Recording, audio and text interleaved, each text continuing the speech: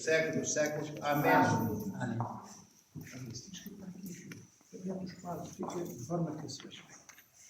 Hoje é o domingo celebrado com profundo amor do não menos enorme, grandioso, imenso apóstolo Tomé. Temos muitas vezes uma ideia errônea, errada sobre São Tomé. Muitas vezes pensa-se que, como São Tomé duvidou, não acreditava durante aqueles 8 dias, desde Páscoa até hoje, domingo de São Tomé, durante estes dias todos da semana, Tomé tinha dúvidas grandes, profundas, dúvidas acerca da ressurreição de Nosso Senhor Jesus Cristo. Ele não tinha a certeza, ele não acreditava que o Senhor havia ressuscitado. Quando Cristo, Nosso Senhor, depois de ressuscitar, de vencer a morte e deixar o túmulo vazio, se apresenta aos apóstolos, na primeira vez, dizia, após a sua ressurreição, São Tomé não está. Tomé não está presente. Ele não vê Cristo como os outros apóstolos viram. Depois, durante a semana, esta semana que passou, bem, os apóstolos vão-lhe contando, olha, o Mestre, o Senhor, Cristo esteve connosco, o Senhor ressuscitou bem, e ele fica na dúvida. Ele quer ver aquilo que os apóstolos viram, ele quer ter a certeza que os outros irmãos apóstolos têm. Bem, só que os apóstolos, mesmo tendo estado com o Senhor, ainda tinham dúvidas. Não é só Tomé, não é só o apóstolo Tomé que tem dúvidas. Dos 12, bem, naquele momento 11, porque Judas enforcara-se, dos 11 apóstolos, ele, Tomé, é aquele que tem a coragem, a lhaneza de espírito, a hombridade de dizer o que todos esconderam, de dizer abertamente, eu tenho dúvidas. Será que Cristo ressuscitou? Afinal, até então, nunca ninguém havia ressuscitado dos mortos. A morte, até Cristo haver ressuscitado, a morte engolia a vida e não devolvia mais a vida a ninguém. Morria-se para todo o sempre. Ninguém ressuscitava da morte. Mas Cristo ressuscita. O Senhor ressuscita. Bem, e esta dúvida que Tomé tem, como eu disse, é a dúvida posta na boca dele de todos os outros.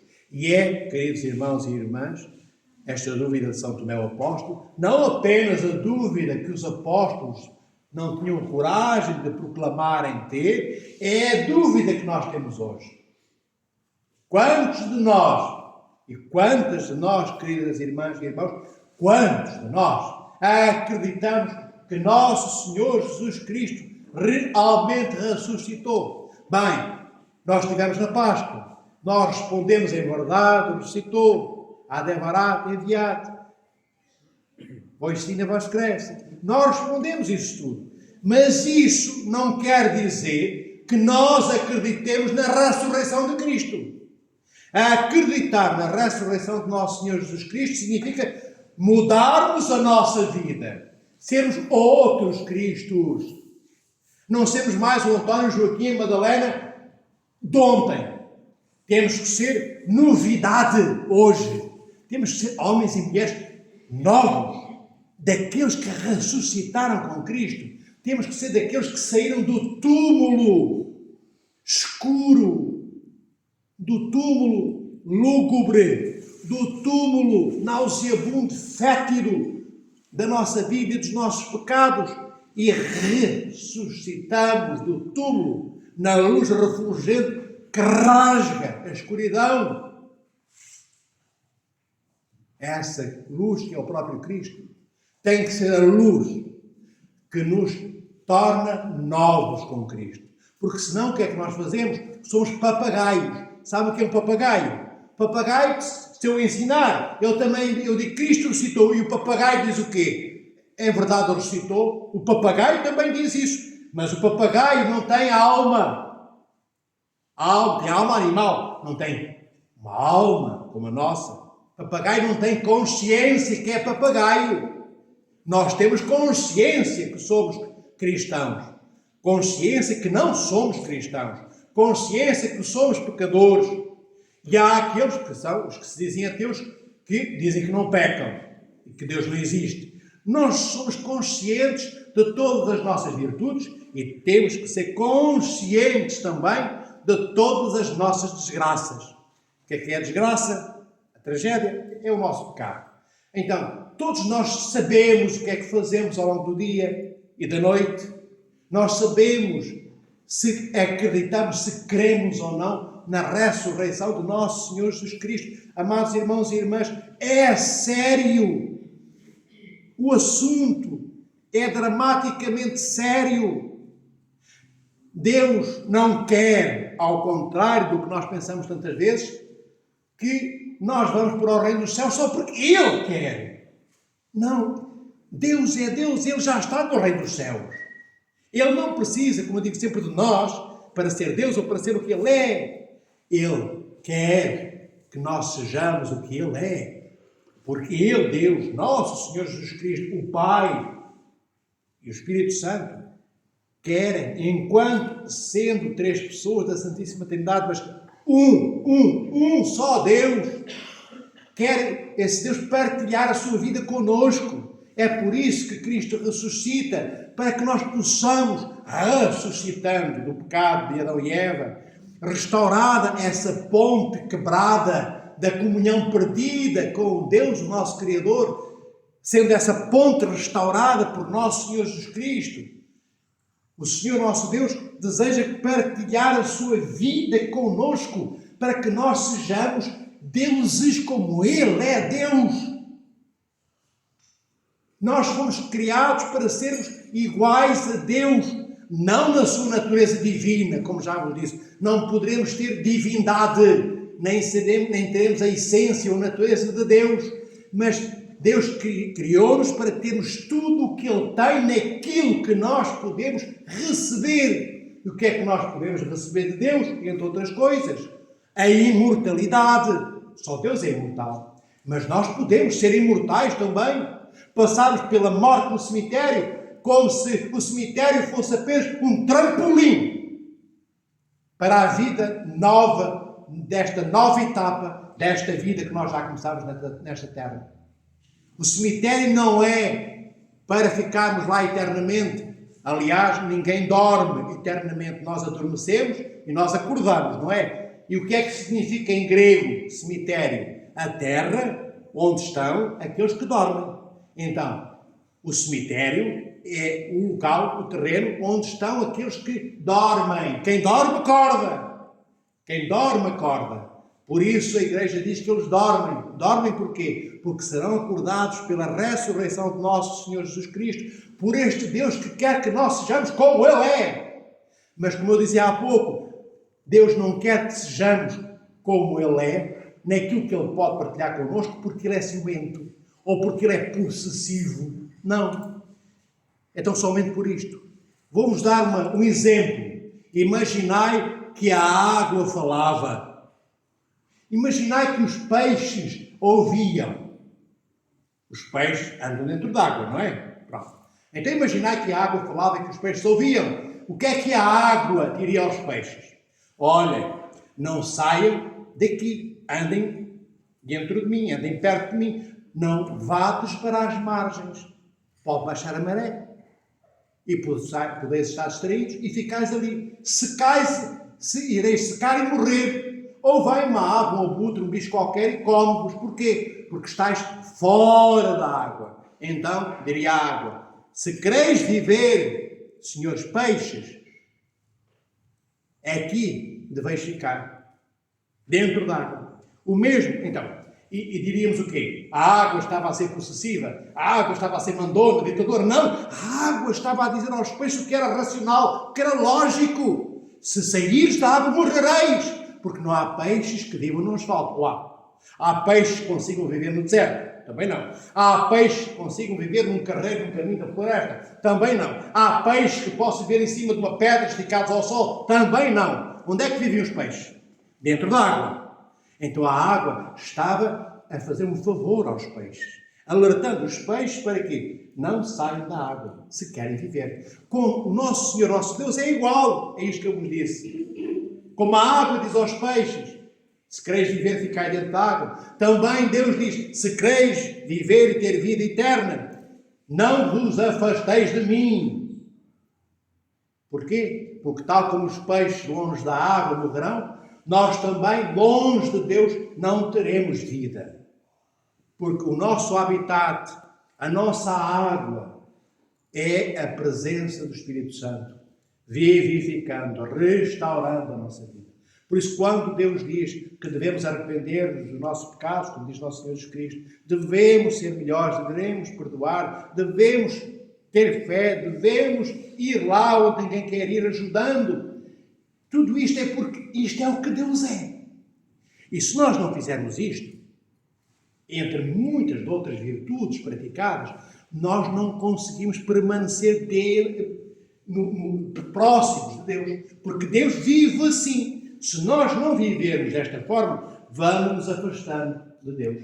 À medida que nos afastamos, e afastamos-nos porquê? Porque não estamos a viver de acordo com a vida que Deus vive.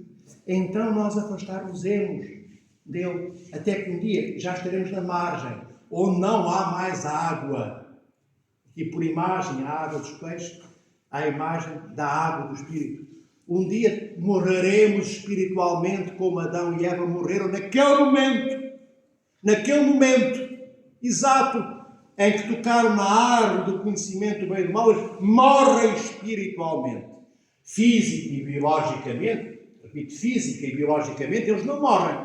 Adão e Eva ainda continuam a viver uma quantidade de anos, mas tiveram morte espiritual imediata. O que é que significa morrer espiritualmente? Todos vós, tenho a certeza, todos vós e todos nós, possivelmente não saberíamos responder. Então temos que aprender com a Igreja o que é que significa morrer espiritualmente. Quando eu digo que a Igreja diz que Adão e Eva tiveram morte imediata, morte espiritual, quando comeram da árvore do conhecimento do bem e do mal, quer dizer que morte espiritual significa o Espírito Santo deixou de estar neles. É o que significa morte espiritual. Ficaram sem Deus na sua vida. Da mesma forma, quando nós dizemos devemos ter uma vida espiritualmente santa, o que é que quer dizer isto? Uma vida espiritualmente santa.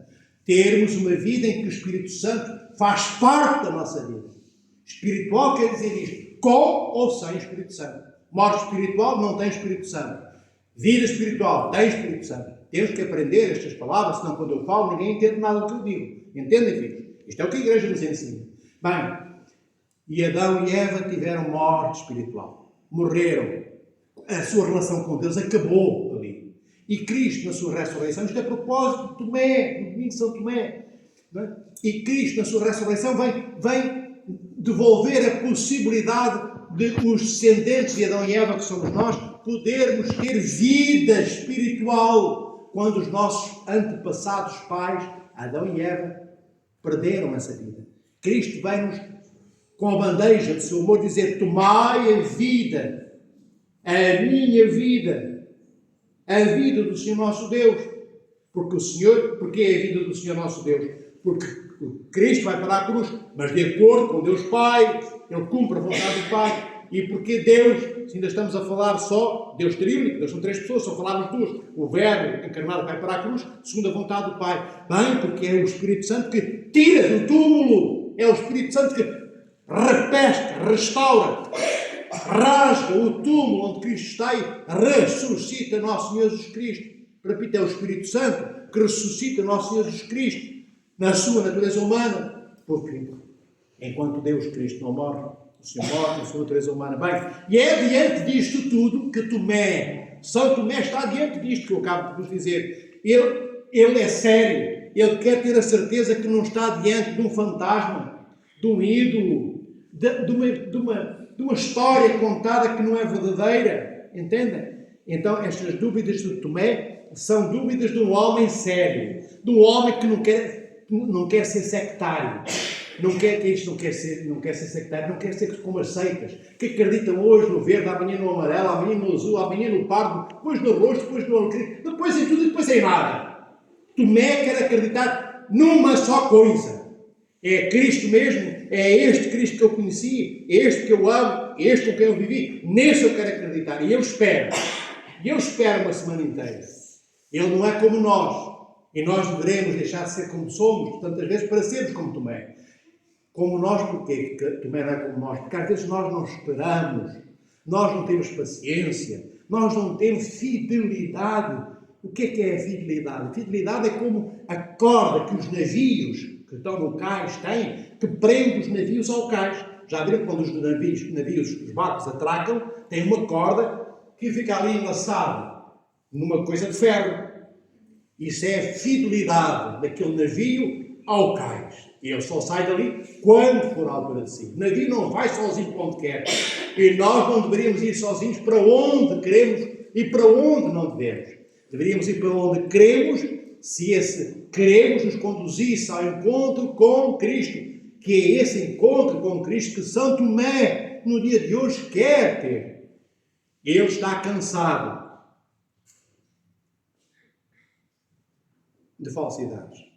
Eu, Tomé, está cansado de tretas, perdoai a gíria, de tretas, significa de tanta história contada, mal contada assim, assado. Ele quer uma história verdadeira. Porquê que ele quer uma história verdadeira, Tomé? Porque Tomé quer fazer parte dessa história. Ele quer fazer parte da história da sua vida, e a sua vida é a vida de Deus, sem misturas.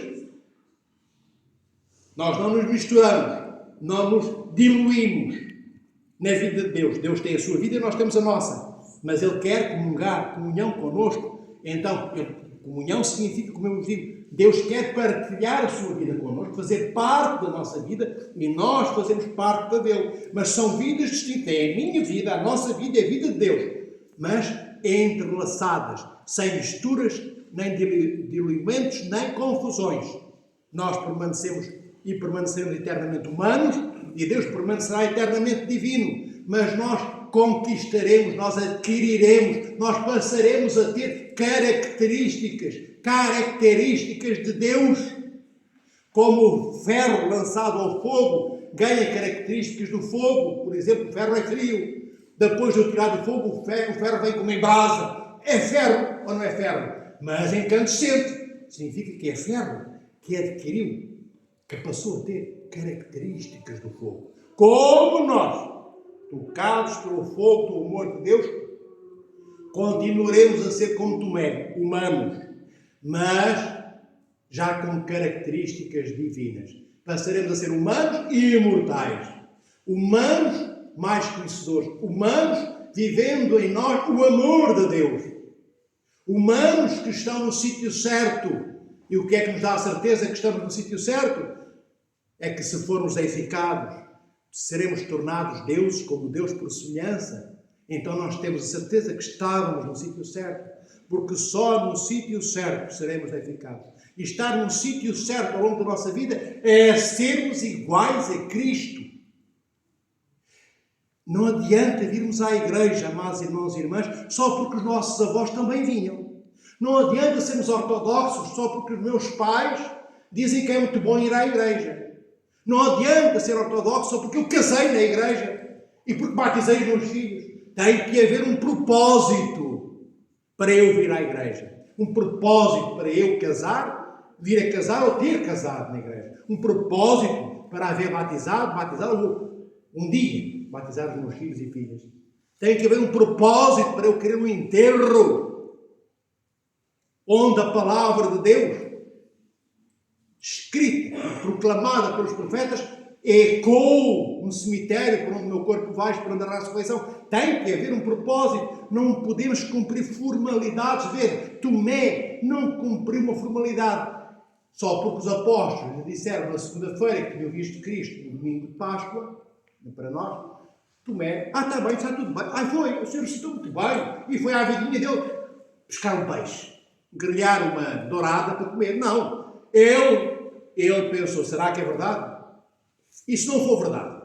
Se não for verdade, a minha vida não faz sentido. Não faz sentido para comer pescar mais, comer peixe, nem estar vivo, nem estar morto. Não faz sentido nada. Então tem que ter a certeza. É muito, muito importante, total, absolutamente importante. Não há nada mais importante, nem prioridade maior para São Tomé do que saber se é verdade aquilo que os seus irmãos, os apóstolos, dizem, que Cristo de facto ressuscitou. E tão importante é ele ter essa convicção que ele fica de segunda até o dia de hoje, a semana toda. Ele não vai para um país vizinho, ele não vai para outra cidade, ele fica ali junto aos apóstolos à espera que Cristo chegue. E quando o Senhor vem, resumindo a história que já ouvistes hoje no Evangelho, Tomé diz: meu Senhor e meu Deus. Isto é a confissão de fé do apóstolo Tomé. Ele confessa: meu Senhor e meu Deus. Significa o que é isto? Meu Senhor e meu Deus. Que ele reconhece que aquele Senhor é de facto o seu Deus. É o Cristo ressuscitado. E antes, no domingo anterior, Cristo já havia dito aos apóstolos, olhando aqueles 10, porque Tomé não estava lá e Judas matou-se, aqueles 10 apóstolos do domingo de Páscoa, tinham dúvidas também, como eu disse há pouco, e Cristo, sabendo isso, diz-lhes: olhai e vede, tocai-me, porque eu não sou um espírito, não sou um fantasma. Eu tenho ossos, tenho carne. Os fantasmas e os espíritos não têm. Isto é o que o Senhor diz aos apóstolos, no primeiro encontro com eles. E Tomé depois toca no Senhor, nosso Deus Salvador Jesus Cristo. E ele vê que não é um fantasma, que é corpo, e que é carne, e que há ossos, e que há tendões, e que aquele é o Cristo, que ele conhecia, que ele amava, com quem ele andou durante 3 anos, e pelo qual, e diante do qual, Tomé disse: darei a vida por ti, Senhor.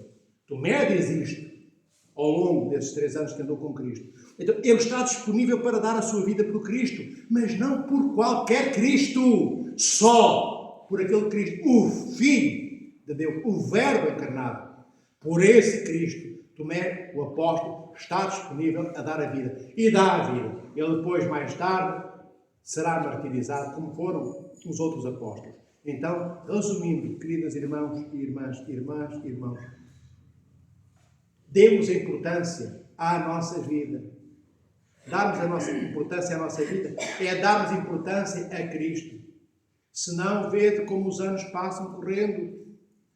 Ainda nascemos de madrugada, o alvorecer bate-nos à porta, e no final, que somos jovens, meninos, infantes, no final do dia já temos 80 anos.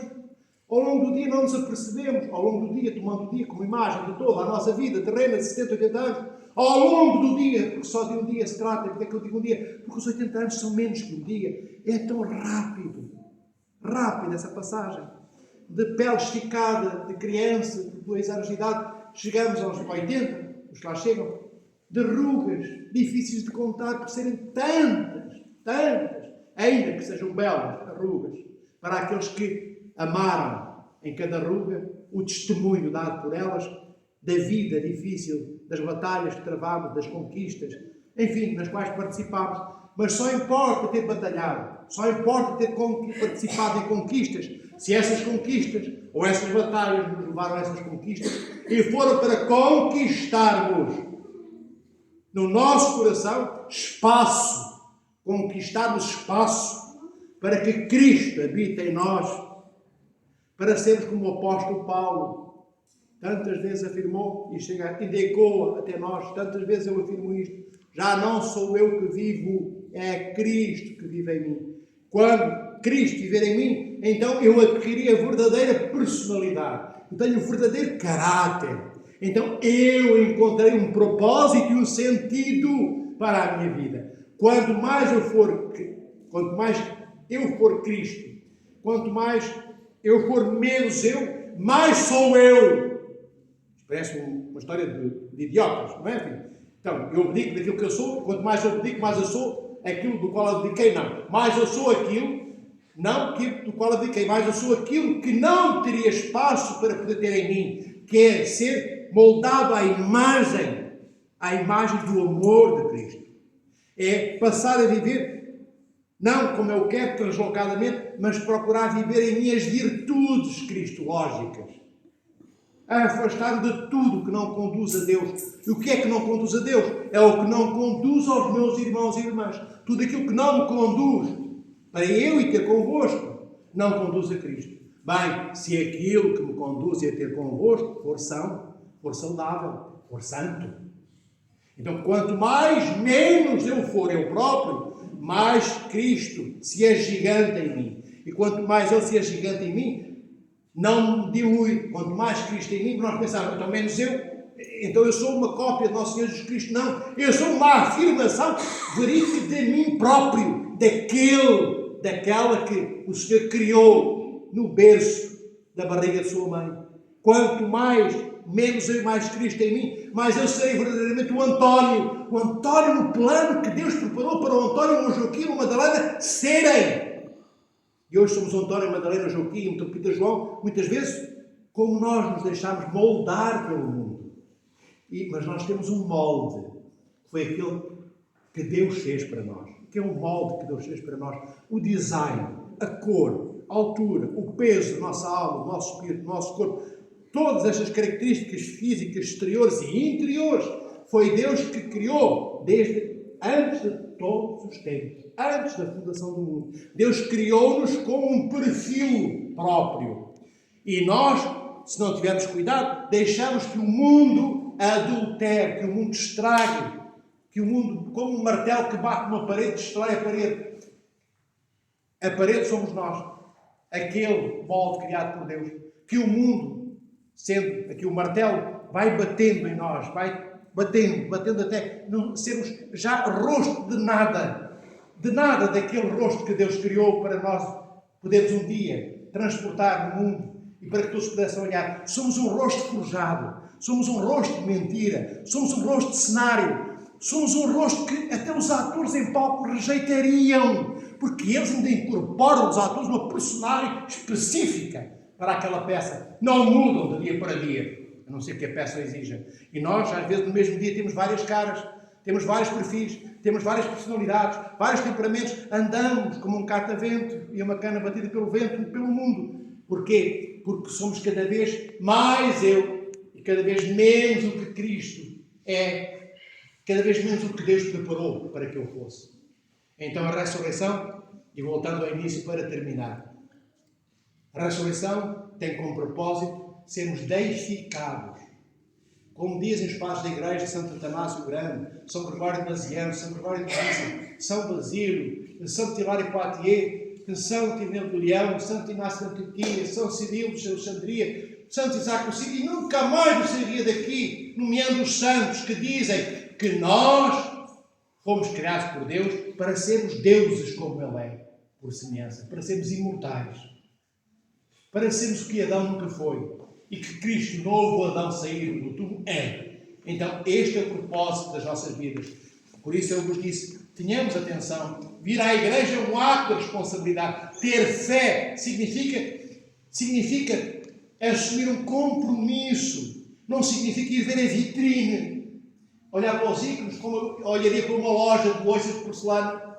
Acender uma vela como acendo a lâmpada em casa quando ligo o interruptor. Acender uma vela é algo que não tem nada a ver com o interruptor. É já uma imagem da luz incriada posta naquela vela que eu acendi. Não é a vela a luz incriada, mas ela lembra-me a luz incriada de Deus para que eu me deixe abraçar pela luz incriada do Tabor, por aquela luz que abraçou os apóstolos. Então, quando eu olho para os ícones, amados irmãos e irmãs, não posso ter a mesma postura como quando passo na rua da cidade e olho as porcelanas na vitrine, porque olhar para os ícones significa o quê? Significa que eu olho para uma janela aberta para o reino dos céus. Cada ícone é uma janela aberta para o reino dos céus. Cada ícone, nós não adoramos os ícones. Nós não adoramos a madeira. Nós veneramos os ícones. Porquê? Porque quando olhamos o ícone transporta a presença daquele que está lá iconografado. A Mãe de Deus está ali, pintada iconograficamente, ou Cristo Nosso Senhor, ou cada um dos santos, significa que a presença da Mãe de Deus está ali. De Cristo também, de cada santo. A presença é transportada pela matéria da criação. O que é a matéria da criação? A madeira não foi criada por Deus. Então é a matéria da criação. A criação foi criada por Deus. Então esta madeira foi abençoada, transporta a presença daquele que lá está pintado. Então não é uma coisa qualquer. Entendem, filhos? E por isso eu beijo o ícone. Antes de colocar a testa, porquê? Para agradecer o que eu vou receber. Depois encosto a minha testa. Significa o quê? Encostar o meu intelecto para que Deus, ou aquele santo ou santa, cuja presença está no ícone, ilumine a minha alma, o meu intelecto, a minha razão, a lógica, os meus sentidos, tudo. E depois beijo outra vez o ícone, no final, beijo, para agradecer o que vou receber, recebo, e beijo outra vez para agradecer o que eu recebi. Entenderam? Se não entenderem, depois eu explico novamente. Então, sejamos como este Tomé, sejamos sérios, não acreditemos em qualquer coisa, não nos deixemos levar por qualquer história. Tiremos a fundo aquilo que nos dizem, porque só temos esta vida, não há duas vidas. E Tomé sabia que só tinha uma vida. E ele levou tão a sério, que ele ficou à espera uma semana inteira. E se fossem 10 anos, Tomé, o apóstolo, teria ficado à espera até ter a certeza que estava diante do Cristo ressuscitado. Tenhamos nós também esta fé, esta esperança, esta perseverança, isto é, conseguir ficar à espera do dia certo, para que nesse dia saiamos do local onde esperamos, seguros, com plena convicção, absoluta certeza, que não erramos o alvo. Isto é, que já não pecamos. Ou que fazemos tudo para não pecar. Porque errar o alvo significa, o pecar significa. Então, pelo menos para errarmos o alvo cada vez menos vezes. Para acertarmos cada vez mais no alvo, isto é, cada vez amarmos mais, como Cristo ama. Isto é que significa acertar no alvo. Para que possamos ser imortais e encontrar Cristo. Depois de adormecidos no cemitério, dele acordarmos. E sairmos do túmulo desta vida, como Cristo saiu do túmulo, onde foi colocado 3 dias antes da sua ressurreição, e possamos ressuscitar com Ele. Cristo nos há enviado. Cristo vos cresce. Cristo ressuscitou. É verdade, ressuscitou.